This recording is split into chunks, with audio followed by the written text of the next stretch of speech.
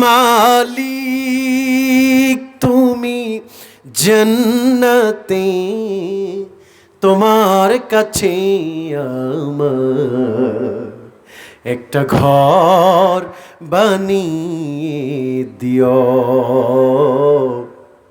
একটা ঘর বানিয়ে দিও। সেদিনও শিখাময় মহাদিনে